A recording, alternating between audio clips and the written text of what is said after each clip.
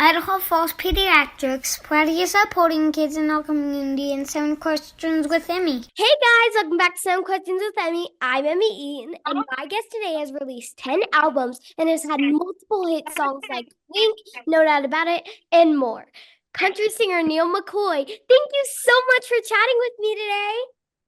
It's great to see you. I love your smile. You made me feel happy, even though I wasn't already happy. Well, you make me happy that I can do this interview with you. Thank you very much. I've seen some of the people you interview, and I was excited when I was even asked to get a chance to talk to you. Well, I was excited when you said yes. Are you ready to get started with the questions? Yes, ma'am. Okay, question number 1. You have said the Pledge of Allegiance every day and invite your Facebook followers to join in. Where did you come up with this idea and how long have you been doing it? You know what? About 8.5 years ago, the Republicans were trying to figure out who their nominee was going to be to run for president of the United States, and the Democrats were doing the same thing. And they had already started going back and forth, calling each other names and figuring out what. And so I told my wife, I said, you know what I'm going to do? I'm going to get on my Facebook page, and I'm going to say the Pledge of Allegiance to the United States of America, and just see what will happen with that. Because I thought, so, oh gosh, somebody's going to get on there and say, oh my gosh, is he okay? What's wrong with him? Why is he doing this? I said it one time, and some people were writing, they said, that's pretty cool. Yeah, what made you do that? And I said, well, I just wanted to do it because I do love this country. My mom is from another country. She's from the Philippine Islands. And so she taught us 3 kids when we were young, to love and respect our flag and the country of the United States of America. And we did that. And our mom was sick at the time, and she ended up passing a couple of years after that. But that's what instilled the thing for me to go and say the Pledge of Allegiance. And now people have just caught on, and they love saying it with us. And some morning I'm going to get you to say it with me too. I will definitely. Okay, good. What is your favorite thing about being a performer? As goofy and corny as this sounds, it is being able to bring joy to other people. In other words, so if I'm on a stage and the band and I we're pretty good at what we do, we make people smile and laugh and just have a really good time for however long they're at our show. And just if you, I think in this life we're in, and you'll end up living a long time, and you'll catch up to how old I am someday, and hopefully somebody can ask you maybe the same question, and you can just say, you know what, I do these interviews because I think they're fun, and I want to bring something that people can smile about and get to hear that may not get to hear anywhere else. And that's how our shows are. We want people to laugh and have a good time, and just bring joy to them. Yeah. I live in Idaho and we are famous for our potatoes, and we're hoping that you can come. Have you ever been here before, and what's your favorite way to have one of our famous potatoes?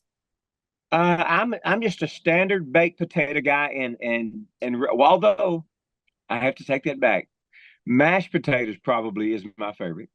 But I'm a baked potato guy, but as long as they don't get too fancy with it, just butter and cheese and maybe some bacon bits. And have you been here before? Yes, ma'am. We've been to different places in Ohio, in Idaho. I'm sorry. I don't know exactly all the cities we've been to, but we played a lot of fairs and county fairs and festivals, and just I think maybe a couple of theaters there around across the state. We love being up there. A good friend of mine, Carl Malone, used to play for basketball, major NBA, for the Utah Jazz, and he was married to a girl from that was Miss Idaho back in the day. And so I always thought that was pretty cool. And even one time, I'm going to tell you this, we used to send each other gag gifts for our birthday, and I sent him a bunch of watermelons, and they just like 300 or 400 watermelons. It was his birthday, so they unloaded them in his front yard out by his pool. And then in Nashville, Tennessee, I was there for my birthday, and he sent me a whole big old semi truck of Idaho potatoes. That's awesome. That's great. He got me back pretty good. Yeah. What is the best and most difficult part about being famous? The best part is that you're famous. And when you're young, you think that's what I'm doing. I'm going to get famous so everybody knows me. And then when you realize how much work it's going to take to get there, and how much work you're going to have to do to remain there, at least in the music business, And so I enjoy it. Again, I try to be nice to everybody every time I meet somebody, even if I'm in a bad mood or I've got my family with me. I always stop and I take pictures and I sign autographs.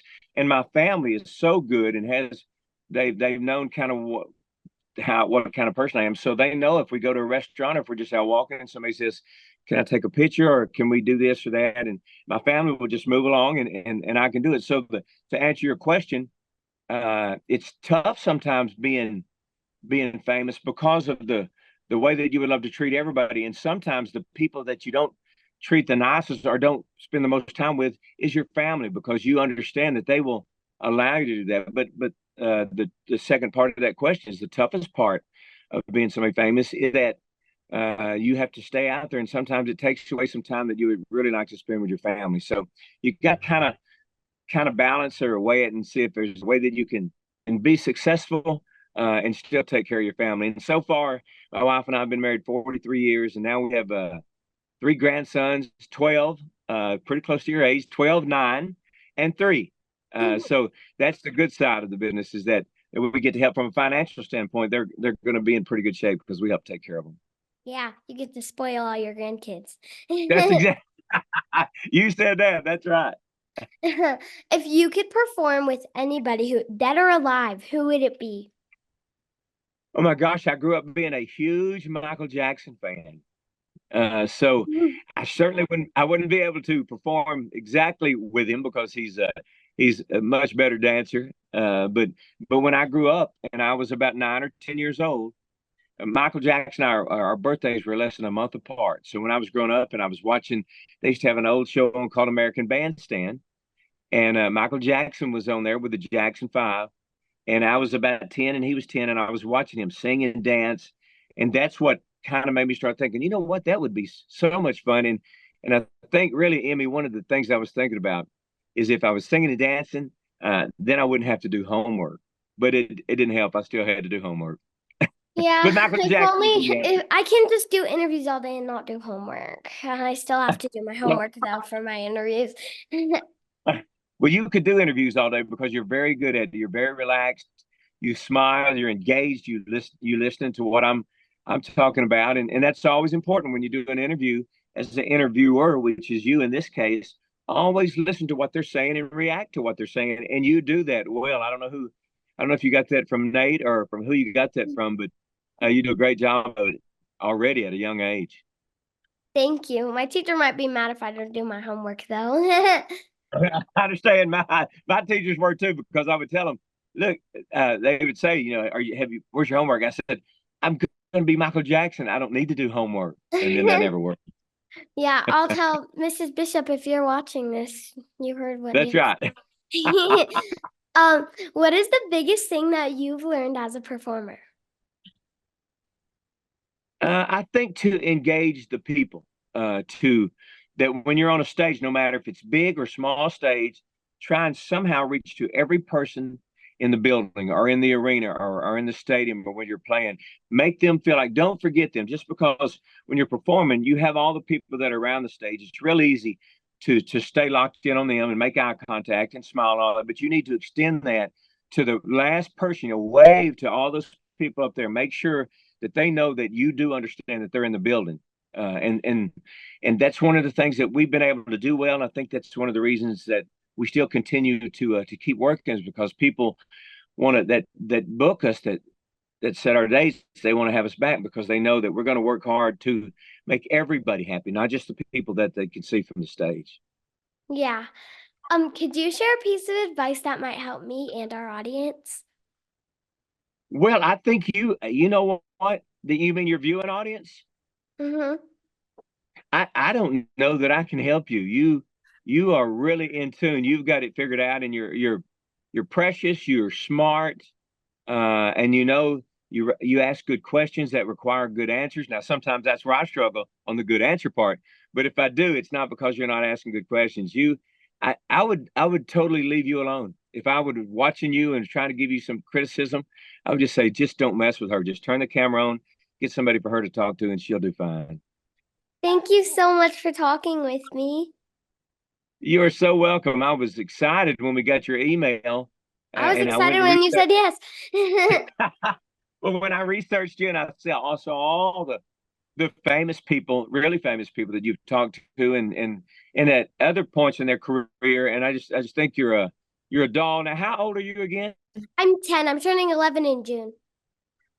Oh, happy early birthday! Thank I knew you. you were right between our grandsons who are 12 and 9, so you're right in between them. Yeah.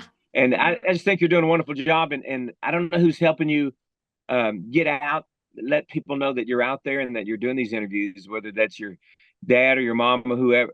I figured somebody in that room, but they're doing a great job, and I think it's very engaging. And if somebody says, well, what am I going to talk to a 10-year-old about? I think y'all have conquered that too, because you give us an opportunity to talk. Some of us, some more than others, me being one of them, will talk too much. So I'm glad you held it to a few questions, or else I would just talk the whole time. I'm the one. I would talk the whole time. Yeah, Thank well, you I would so listen much. the whole time you're talking. Thank you so much, Neal. You're welcome, Emmy. Good luck to you, and it looks like you're off to a great start, and I have no doubt that you'll try to be doing this for quite a while if this is what you want to do. But what do you want to do when you grow up? What do you want to Probably do? be a reporter and also a mom. Oh, good for you. That's two very important things. Just my babies can do the weather with me. Oh yeah. Do you get to do the weather with anybody? I've done it once with Janice Dean in New York on Oh Fox wow. News. Well then, yeah, from Fox, you bet. Well then, well, here's the bad part. You started at the top. Now you're gonna have to work your way down. Oh, you're boosting me up there. Thanks so much for watching. Remember, new 7 questions interviews are posted every Thursday. Be sure to follow me on Facebook, Instagram, and YouTube. Love you guys. Bye! Idaho Falls Pediatrics, proud of supporting kids in our community, and 7 questions with Emmy.